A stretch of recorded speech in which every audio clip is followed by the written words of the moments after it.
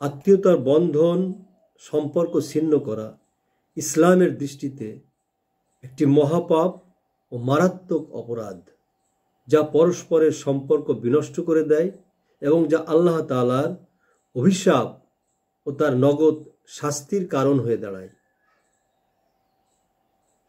এবং যা আল্লাহ তাআলার রহমত ও জান্নাতে যাওয়ার পথে বাধার সৃষ্টি করে।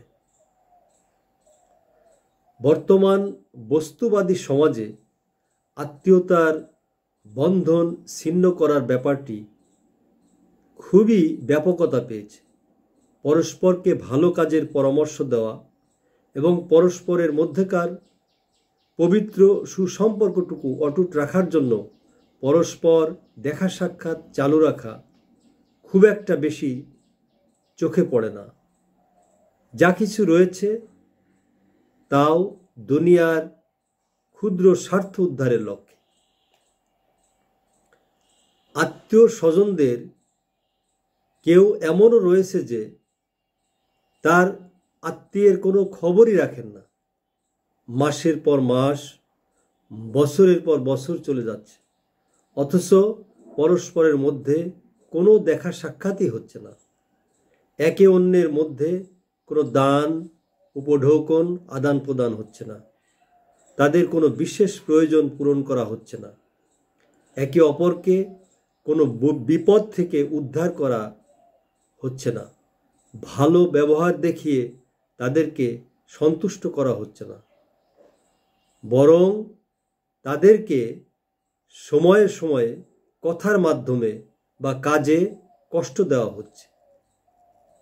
বস্তুত একমাত্র আল্লাহ তাআলার সন্তুষ্টির জন্যই আত্মীয়তার বন্ধন রক্ষা করতে হবে।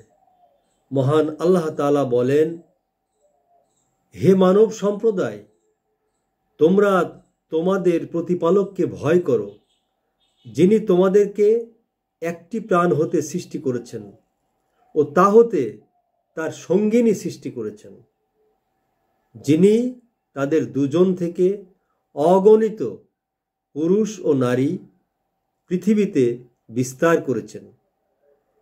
সেই আল্লাহকে ভয় করো, যার নামে তোমরা একে অপরের কাছে নিজ নিজ হক দাবি করো এবং রক্ত সম্পর্কিত আত্মীয়দের সম্পর্ক ছিন্ন করাকে ভয় করো। নিশ্চয় আল্লাহ তোমাদের উপর তীক্ষ্ণ দৃষ্টি রাখেন। সূরা নিসা আয়াত 1। ক্ষমতায় অধিষ্ঠিত হতে পারলে সম্ভবত তোমরা পৃথিবীতে বিপর্যয় সৃষ্টি করবে এবং আত্মীয়তার সম্পর্ক বন্ধন ছিন্ন করবে। আল্লাহ তাআলা এদের প্রতি অভিসম্পাত করেন, অতঃপর তাদেরকে বধির ও দৃষ্টিশক্তিহীন করেন। সূরা মুহাম্মদ আয়াত 22 ও 23। আর আল্লাহ তাআলা যে সম্পর্ক অক্ষুণ্ণ রাখতে আদেশ করেছেন, যারা তা অক্ষুণ্ণ রাখে, ভয় করে তাদের পালনকর্তাকে এবং ভয় করে কঠোর হিসাবকে। সূরা আর-রাদ আয়াত 21।